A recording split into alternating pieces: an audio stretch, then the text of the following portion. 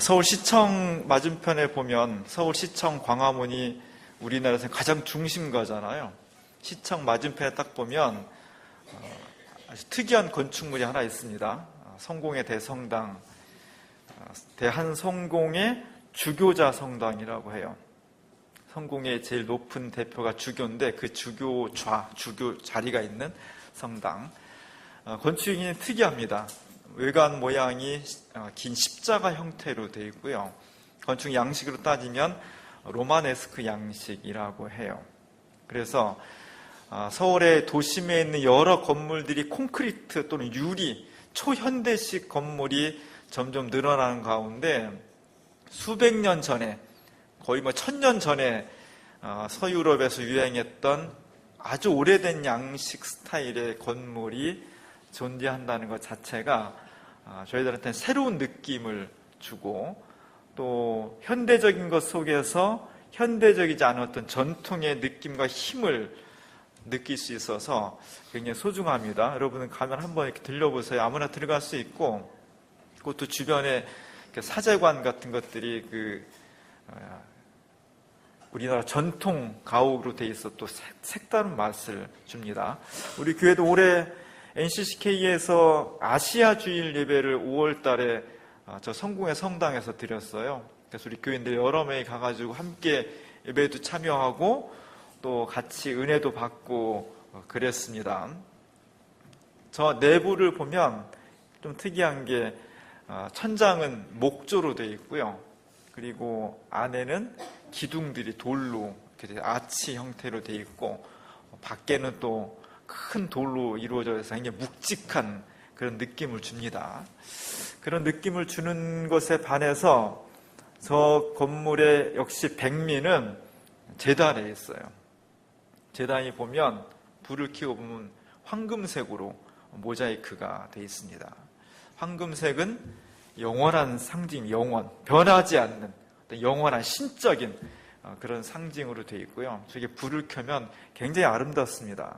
그리고 소리가 이렇게 높은 천장을 통해서 내려오기 때문에 굉장히 신비한 느낌이 들어요. 저는 아직 한 번도 교회 건축을 못 해봤는데 죽기 전에 딱 한 번 교회 건축한다면 저런 양식, 로마네스크나 고딕이나 좀 전통적인 그런 양식의 교회를 한번 져보고 싶은 그런 마음이 있습니다. 저 제단에 보면 예수님의 모습이 있어요. 제단 중앙에 예수님께서 거기에 오는 신도들에게 은혜와 축복을 내려줍니다. 왼손으로는 나는 빛이다, 라틴어로 나는 빛이다라는 성경 구절을 딱 이렇게 짚고 있고, 오른손으로는 거기 오는 사람들에게 축복과 은총을 내려주는. 그래서 저기 이렇게 앉아 있으면, 예배를 때 앉아 있으면 그냥 공간 자체가 주는 어떤 신비로움 같은 것들이 있어서 굉장히 은혜가 되는 그런 교회가 우리나라 서울 한복판에 가장 중심에 딱 있습니다. 여러분들 기회가 되면 한번 가보면 좋을 것 같아요. 지난달에는 또 한국 정교회라는 곳에서 한국기독교교회협의 제65회 총회가 열렸습니다. 마포에 있어요. 저 건물은 한겨레 신문 옆쪽에 언덕 위에 이렇게 있습니다. 정식 명칭은 한국정교회 성 니콜라스 대성당이에요. 저 교회에 제가 신학생 때도 좀 가보고 했는데 예배를 드려본 거는 처음이에요. 물론 정교회식 예배가 아니었고 NCCK에서는 개신교신 예배와 정교회식 예배를 좀 합해서 예배를 드렸는데, 정교회 찬양이 있더라고요. 아카펠라식으로 나온 찬양인데 2층에서부터 쭉 음악이 나오는데 굉장히 멋있더라고요. 우리도 성가대가 2층으로 올라가면 어떨까 생각 드는데 이 찬양이 하늘에서 내려오는 것 같은 그런 느낌이었습니다. 거기 저 교회 안에 들어가면 특이한 것은 성화가 굉장히 많아요. 사방 곳곳에 벽화, 성화, 이콘이라고 하는데 그런 것들이 많고, 또 제단에는 이렇게 칸막이가 쳐져 있어서 교인들은 잘 볼 수가 없습니다. 제사장들만 보게 돼 있고, 향불도 피우고 막 그래요. 그래서 우리 개신교인들이 볼 때는 굉장히 낯설어요. 그러나 정교회 사람들이 보면 개신교 역사가 내년에 500주년입니다. 종교개 500주년. 정교회는 언제 생겼냐? 1054년도에 기독교가 둘로 나눠져요. 그러니까 정교회는 그냥 그것만 따지면 1000년 된 정교회, 1000년 된 기독교예요. 그들이 보면 개신교 500년, 우리 2배야 이렇게 말하는 거죠. 그러니까 기독교 역사를 보면은 로마 중심의 교회가 있고 반대편에 지금의 터키 이쪽 콘스탄티노플 중심의 교회가 이렇게 세력을 가지고 있었는데 1054년에 동로마와 서로마가 분열을 합니다. 교회가 나눠져요. 그래서 서쪽 교회는 로마를 중심으로 해서 우리는 로마 교회다. 그리고 콘스탄티노플, 안디옥, 알렉산드리아 이런 중심의 교회들은 우리는 동방교회 이렇게 나눕니다. 그리고 이제 서로 치열한 어떤 그 경쟁을 해요.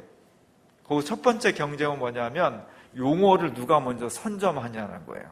교회 이름을 붙이는데 어떤 용어를, 가장 중요한 용어를 누가 선점하냐. 교회에서 가장 중요한 용어는 캐톨릭이라는 용어였어요. 보편적인, 공적인 이런 뜻을 가지고 있어요. 그래서 로마 교회가 먼저 우리가 캐톨릭이야 이렇게 이름을 가진 거예요. 그래서 우리는 로마 캐톨릭이라고 해요. 동방에 있는 교회든 콘스탄티노플 중심의 교회들은 한 발 늦었죠.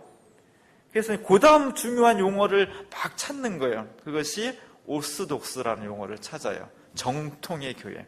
두 개는 뭐 이렇게 큰 차이는 없습니다. 우리가 무슨 지역에 가면 무슨 제일교회 하고 무슨 중앙교회 꼭 이런 게 꼭 있어요. 어떤 게 더 먼저입니까? 그러면 쉽게 분간할 수 없어요. 그런 것처럼 캐톨릭과 오스독스는 큰 차이는 없지만 둘 중에 뭘 선호합니까? 그러면 캐톨릭을 먼저 선호하는 거예요. 그리고 로마 교회가 그 용어를 먼저 가져갔기 때문에 로마 교회가 더 융성하고 또 서구가 발전하면서 더 큰 교회가 되었지요. 우리 한국 교회는 로마 캐톨릭을 먼저 받아들이고 먼저 경험했고 더 많기 때문에 훨씬 우리가 더 로마 캐톨릭 천주교에 익숙합니다. 그리고 정교회는 좀 낯설어요. 좀 신기해, 좀 이상해, 가보면. 특별히 이상한 것은 그래도 성공의 성당의 제단의 그림은 예수님이었잖아요. 근데 한국 정교회 제단의 그림은 어떻게 되어 있냐면 예수님은 어린아이로 그려져 있어요. 어린아이. 그리고 그 예수님을 크게 쌓고 있는 성모 마리아가 더 큰 인물로 그려져 있습니다. 제가 예배 드리면서 내내 고민이 되는 거예요. 예수님이 그래도 제일 큰 어른으로서 교회 제단에 그려져 있어야지. 제가 성모 마리아를 너무 크게 그리고 예수님은 어린아이 이렇게 그렸으니까 이게 예수님보다 성모 마리아를 숭배하는 거 아닌가, 그런 생각이 계속 예배를 드리면서 그 생각이 떠나지 이걸 어떻게 해석해야 되나 좀 고민이 되더라고요. 제가 정확히는 모르겠습니다. 정확히는 모르겠는데 추정을 해보니까 이 동방교회의 건축 양식은 또 달라요. 비잔틴 양식이라고 해서 회교 사원하고 비슷합니다. 그래서 일반 교회가 천장이 이렇게 일자로 되어 있다면 동방교회의 천장은 돔을 얹어 이렇게 돔, 이렇게 빵모자 같은 걸 교회의 건물에 건져놔. 이걸 돔이라고 해요. 돔을 얹는다는 게 대단히 어렵습니다. 건축을 천장을 이렇게 일자로 평평하게 마감하는 거랑 이렇게 빵모자 얹는 거랑 쉽겠어요? 대단히 어려운 기술이에요. 그거는 아주 발전된 수학과 물리학 그리고 그것을 이론을 실현할 수 있는 건축 기술이 발전하지 않으면 저 도움을 할 수가 없는 거예요. 저 도움이 옛날에는 비잔틴 쪽이 훨씬 더 학문이 발전했거든요. 그래서 비잔틴 쪽에 이슬람 쪽에 수학과 과학, 물리학 이런 기술들, 지식들을 도입해서 먼저 도움 양식이 발전합니다. 도움 양식의 특징은 옆에를 이렇게 창문을 내는 거예요. 그래서 옛날에는 신은 어떤 분이냐? 뭘로 설명할 수가 없죠. 가장 첫 번째 설명은 하나님 어떤 분이냐? 빛이에요. 그리고 교회 건축, 하나님이 계신 성전의 건축의 핵심은 신으로 표상되는 빛을 어떻게 어떤 모양으로 이 안으로 끌어들일까 하는 게 대단히 중요한 거였어요. 그 과제를 동방정교회에서는 도움이라는 것을 통해서 만들었습니다. 불이 별로 없던 시대에, 전기가 없던 시대에 천상의 빛이 예배당 안으로 저 창문을 통해서 쫙 펼쳐 들어올 때 그 공간에 있던 많은 신앙인들은 하나님이 지금 나와 함께 하시는구나, 이것을 느낄 수 있게 되었다는 거예요. 저 도움 양식에서 제일 중요한 것은 천장이에요. 그래서 천장에 예수님이 그려져 있어요. 결국 정교회는 어떤 양식이냐면 천장에 있는 가장 높은 곳에 그리스도가 있고 그것을 통해서 이쪽 저쪽 사방에 마리아도 그리고 12 제자들이고 이렇게 되는 거죠. 그러니까 보통은 이 앞에가 제일 중요한데 비잔틴 양식의 동방정교회의 건축은 천장이 중요한 것 같아요. 가장 중요한 곳에 그리스도를 그리고 나서 다른 양식 이렇게 그림들이 펼쳐 나가는 것 같습니다. 어쨌든 성공회의 그림과 동방정교회의 건축 양식이 약간은 달라요. 그렇다고 해서 우리랑 틀리구나 이렇게 생각하면 안 돼요. 우리보다 훨씬 깊은 역사를 가지고 있는 교회들인 겁니다. 우리가 우리 우물 안에 갇혀 있으면 안 되고 눈을 높게 떠야 돼요. 그런 모습을 보면서 정교회나 서양교회의 그 역사 속에 성모 마리아의 비중이 굉장히 크다는 것을 다시 느낍니다. 어떻게 그렇게 됐을까? 여러 가지 해석이 있는데 원래 서방 사람들은 그리스 로마 미술에서 기원되잖아요. 근데 그리스 사람들의 옛날 사람들은 여신을 많이 숭배했습니다. 아테네라든지 헬라라든지 여러 여신들, 그 여신을 숭배하던 전통이 기독교와 접목되면서 마리아를 더 높은 하나님의 거룩한 어머니로 숭배한 것이 아닌가, 그런 해석이 있어요. 그렇다고 해서 천주교나 이런 데를 이단이다 이렇게 말하면 안 돼요. 근데 여성성이 굉장히 중요하다는 것을 우리가 다시 한번 생각을 해야 돼요. 왜냐하면 보통 개신교가 말하는 하나님은 너무 남성적이에요. 그러니까 이 성경에 쓰여진 고대 이스라엘은 완전히 남성 위주의 사회였거든요. 여자는 사람 축에도 못 끼고, 예수님 당시에 사람 숫자 셀 때 여성은 빼고십니다. 우리 주구에 교회 지난주에 몇 명 참석했는데 여자는 빼고 남자만 센다 그러면 여자들 나오겠어요? 이런 게 안 나오지.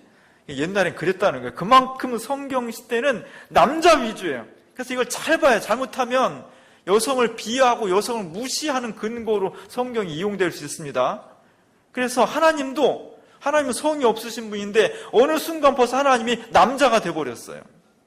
모든 것은 다 남자예요. 미켈란젤로가 그린 천지창조에 보면 하나님이 저렇게 수염이 많고 머리가 허연 할아버지 멋있는 남성으로 그려져 있잖아요.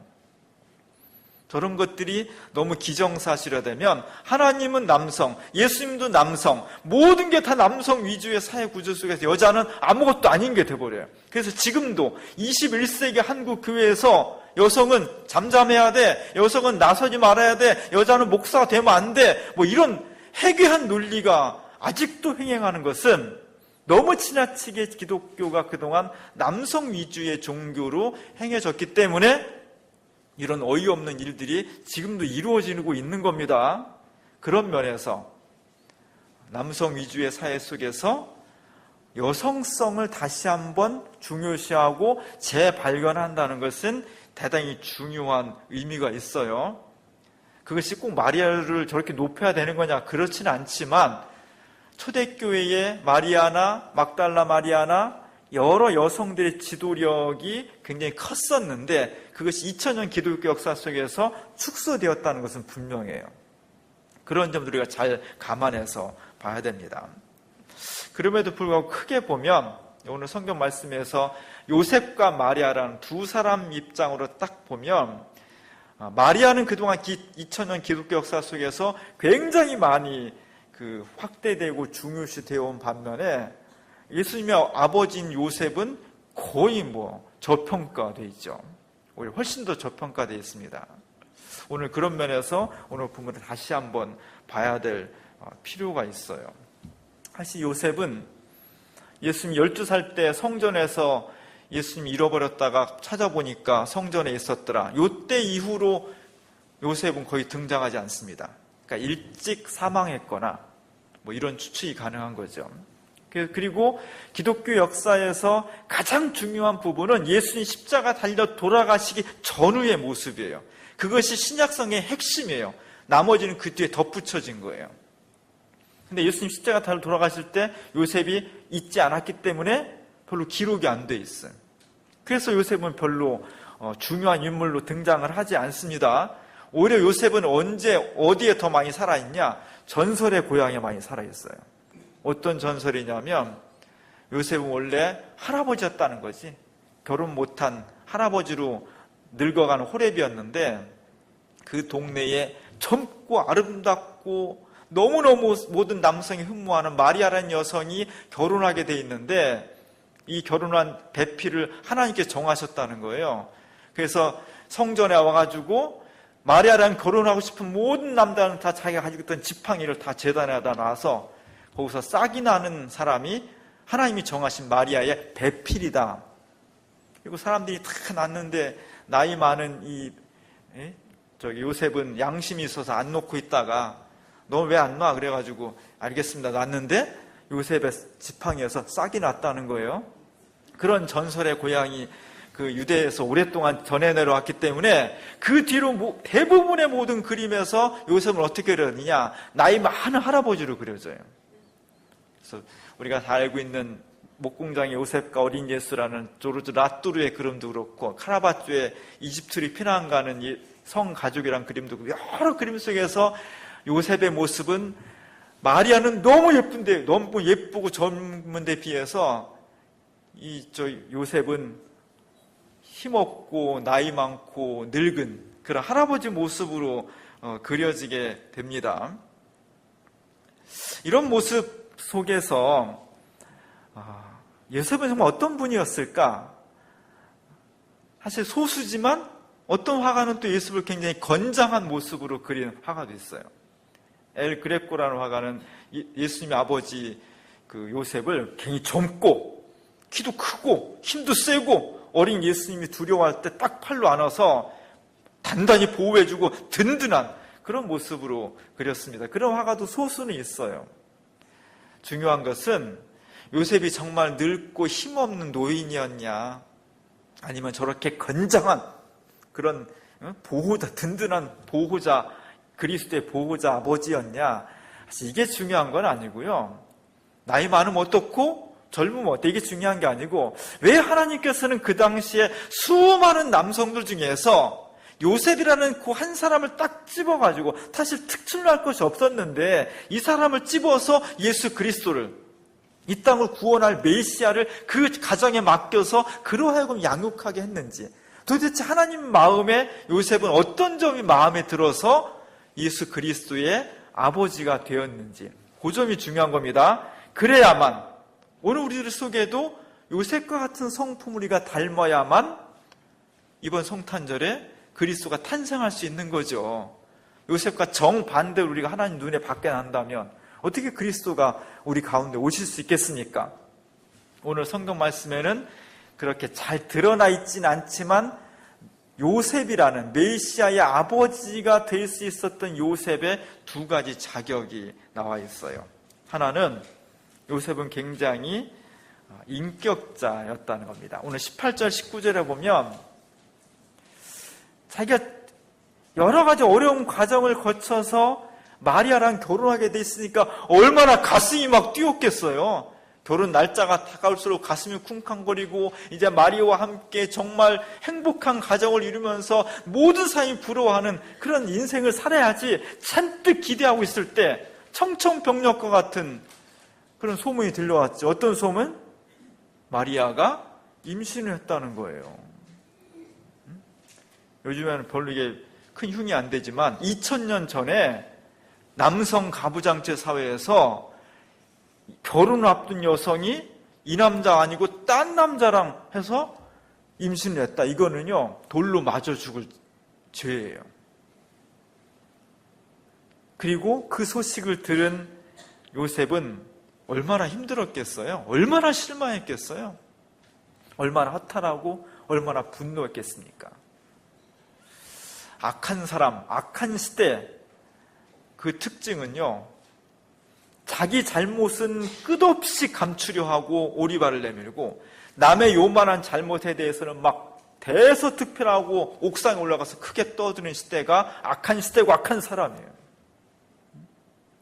선한 사람, 선한 시대는 남의 잘못은 감추어주고 자기 잘못은 솔직하게 드러낼 수 있는 사람과 시대가 아름다운 거예요. 오늘 요셉은 어떤 걸 택했습니까? 마음 같아서는 나를 배신하게 하고 나를 허탈하게 한, 그리고 내 꿈과 내 인생 전체를 송두째 무너뜨려버린 이 마리아에 대해서 정말 분노와 배신감으로 막 떠들고 다니겠죠. 마리아가 바람 폈다고, 나는 그렇게 안 했다고. 근데 오늘 본문에 보니까 그걸 드러내지 않고 조용히 끊으려고 했다는 거예요. 이런 결정을 하기까지 얼마나 힘들었겠어요. 2011년도에 뉴질랜드에서는 어느 교회 앞에 성탄절 광고로 마리아가 깜짝 충격에 쌓인 임신 테스트를 했더니 양성 반응이 나온 거예요. 저런 광고를 교회 앞에 딱 실었다는 거예요. 우리가 볼 땐 좀 경건하지 못한 그런 모습이지만 저 교회에서 저 광고를 실은 이유는 마리아의 임신이라는 것이, 우리는 레오나르도 다빈치나 보티첼리나 여러 화가들의 글을 보면 너무 그냥 너 임신했어 이렇게 말하는데 너무 숭고해. 그걸 듣는, 그걸 받아들이는 마리아의 모습이 별로 놀라지도 않고 너무 얌전하고 놀래도 살짝 놀라고 이런, 그래서 그것이 우리랑 잘 와닿지 않는 거죠. 저기서 말하는 것은 마리아의 임신 소식이 정말 깜짝 놀라운 충격이었고 마리아에게 굉장히 당혹스러운 일이었다는 거예요. 오늘날 우리가 결혼 앞둔 처녀가 나는 그러지 않았는데 임신했다는 게 얼마나 놀랍고 충격적이게 자살을 꿈꿀 수 있는 그런 사건이죠. 그런 어떤 현실감을 주기 위해서 그런 걸 내걸은 거예요. 이런 소문들 얼마나 힘들었겠어요. 교회는 말이 많은 곳입니다. 교회는요, 수많은 사람이 있기 때문에 교인들이 입이 크진 않지만 말이 많아요. 왜? 말은 또 한편 생명이기 때문에 말이 없으면요 답답해서 죽어요. 교회는 말이 많아. 말이 많아야 돼. 중요한 건 뭐냐면 좋은 말들이 많아야 되는 거예요.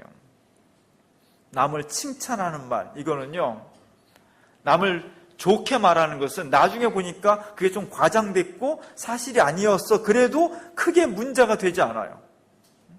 근데 남을 비난하는 말, 남을 욕하는 말, 이런 것들은 나중에 지나고 나니까 사실이 아니었대, 훨씬 과장된 거였대, 이렇게 돼버리면 큰 문제가 생겨요. 교회는 개인적인 문제에 대해서 말을 자제하고 드러내는 것을 조심하고 감추어 줄 수 있는 미덕이 대단히 중요해요. 오늘날 교회에서 크고 작은 분쟁이 일어나는 단초를 보면 큰 사건도 있지만 대부분으로 생기냐? 말에서 생기는 거예요.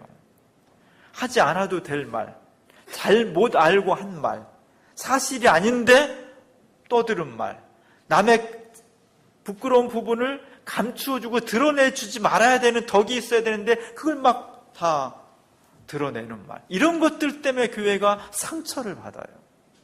오늘 요셉이 그 수많은 사람 중에 메시아를 탄생해서 기를 수 있었던 아버지로 선택받은 첫 번째 그의 덕은 다른 사람의 잘못을 드러내지 않고 잘 덮어줄 수 있는 그런 미덕이 있었다는 겁니다.